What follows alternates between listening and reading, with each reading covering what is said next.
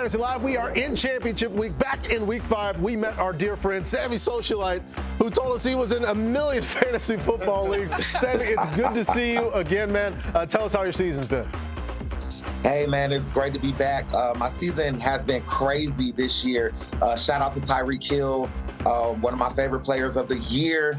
Got me to 4 championships in fantasy, and I'm ready to get these trophies, and I'm ready to win them all. Let's get you those trophies. We'll start in one of those leagues. And yeah, having a lot of Tyreek Hill. This is the year to have a lot of Tyreek. Let's talk about one of your lineups that does feature Tyreek. You got Josh Allen as well, but an empty spot in your flex. What's your flex dilemma going into the championship game?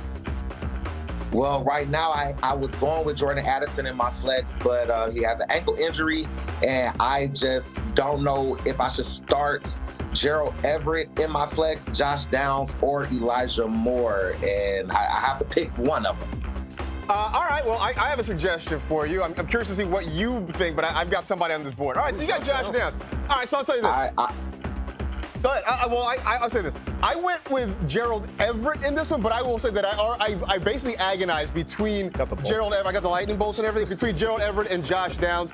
The reason I went with Gerald Everett, one is because you've got some heavy hitters already in your lineup. You've got Josh Allen, you got Tyreek Hill, you got Breece Hall. So I think you just want a guy that's got a kind of a safe floor. Josh Downs is more of a volatile, high or low sort of guy, but I think this week, especially with Keenan Allen, who didn't practice on Wednesday, I think he's going to get a lot of targets. The Broncos struggle against tight ends, so I think he's kind of a safer baseline guy to go along with your big guys who can put up numbers for you.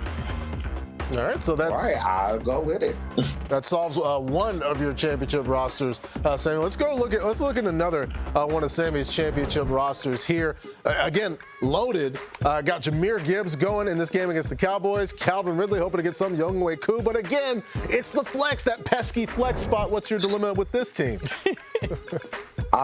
Yeah, the flex is crazy in championship week, but I think I wanted to go with George Pickens, but at the same time, DeAndre Swift has been playing outstanding and got me here. So I don't know. I think I'm gonna go with DeAndre Swift. Yeah. So we are on the same page in this one. I'm going with DeAndre Swift as well. Why? Because right there, Cardinals. That's why. They have allowed the most fantasy points per game to opposing running backs. He had a whole bunch of touches on Christmas Day, and we've seen that when the Eagles have a lead, he is who they go to grind out the clock. I think we will see that again because they're going to have a lead against the Cardinals. I know George Pickens went off last week. To borrow a stat from Marcus, 30% of his fantasy points have come in 4 plays this year. That's a fact. That is a fact. Too unreliable. Too courtesy of Joel, by me, by Mark. Take that fact at home. George Pickens, a lot of the stats have come from just 4 plays this season. So you got those 2 lineups. Let's get another one, because Sammy, you're in all these championship leagues. Bijan, hey, we got a Falcon in a championship game. Again, there's Josh Dobbs. And this one, you've got DeAndre Swift on this team. But a blank spot at quarterback. Tell me what your issue is on this team. Now, this is a tough one for me. Patrick, you're the perfect man to answer this because I know Lamar Jackson is your favorite player. I wanna pick between Lamar Jackson or Matthew Stafford because Matthew Stafford has been going off these last few weeks. I need a little help with this one. What do you think? Well, here's the help, because I face this dilemma a lot of times this season dealing with those because I have a lot of Lamar. I'm going to tell you to go with Matthew Stafford. Lamar's going to be fine. Like, he's still going to play and exist. We can still love and appreciate Lamar. But Matthew Stafford is playing Wink Martindale and the Giants. Wink Martindale can't do it. If he's not blitzing, then there's no point in having Wink Martindale on your coaching staff.